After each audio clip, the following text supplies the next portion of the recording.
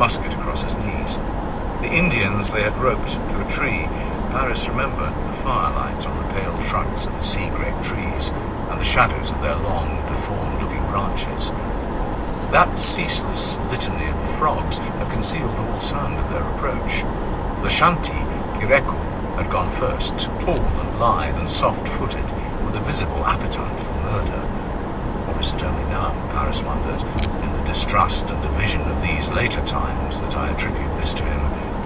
Kireku had slashed the guard's throat from behind before he could stir or utter a cry, but the man had choked and bubbled in his death, and one of the others had started up, seen the moving forms, and shouted once before Barber reached him, chopped at him with a short axe he had brought among his carpenter's tools from the ship, pursued him, still chopping as he tried to crawl away. The others were roused now. All Paris could remember, after this bloodied, crawling form in the firelight, was a confused and violent struggle in which Zobi had been struck down by the stock of a musket, and he himself had shot with his pistol. The man wielding the musket, a powerful Negro, shot him through the body, seeing him blunder away through the trees, and followed, not knowing how badly hurt he might be, and found him coughing out his life in the dimness beyond the light of the fire. Expiring in blood, the Negro had begged to be spared. Paris remembered the eyes fixed on him, the soft mumble of the voice, and he remembered the hush that had fallen all around himself and this dying stranger. He had not been able to understand it at first. Then he realized that his shot had silenced the frogs.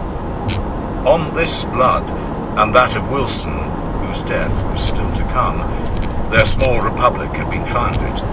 This was the Battle of Red Creek, as Jimmy told the children. He knew the importance of names. The colour came from the red stain in the water made by the fallen mangrove leaves. The Indians they had taken back with them, still bound.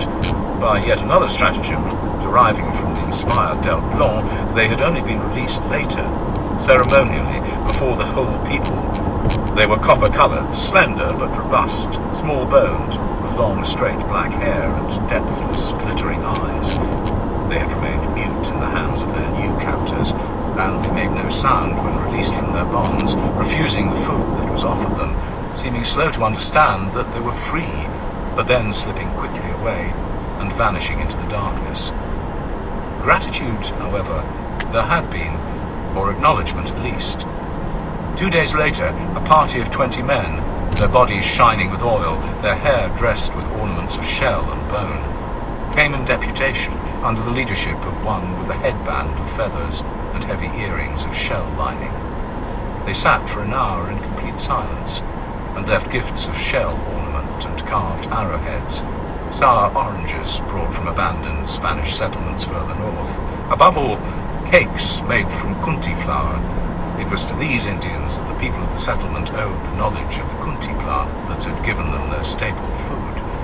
From the Indians, too, in the course of time, they had obtained the foundations of their husbandry, pumpkin seeds, tubers of sweet potato.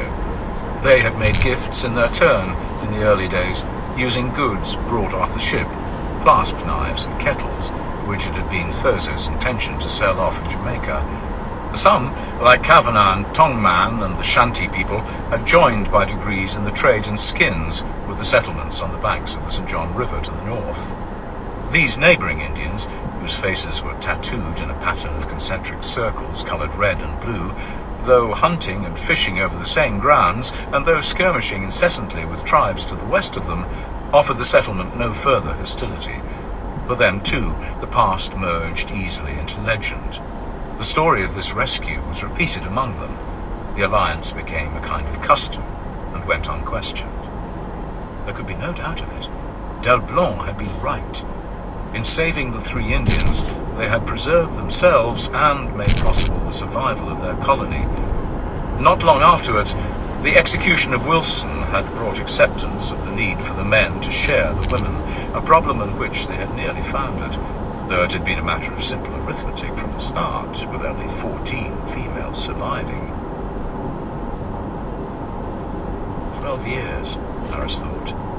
12 floodings of the Sawgrass Plain, with the great freshwater sea slowly flowing southwards, following the gradual tilt of the land. 12 dry seasons, with the mud cracking and the eroded shapes of the rock exposed, and the alligator, which Paris had long ago observed to be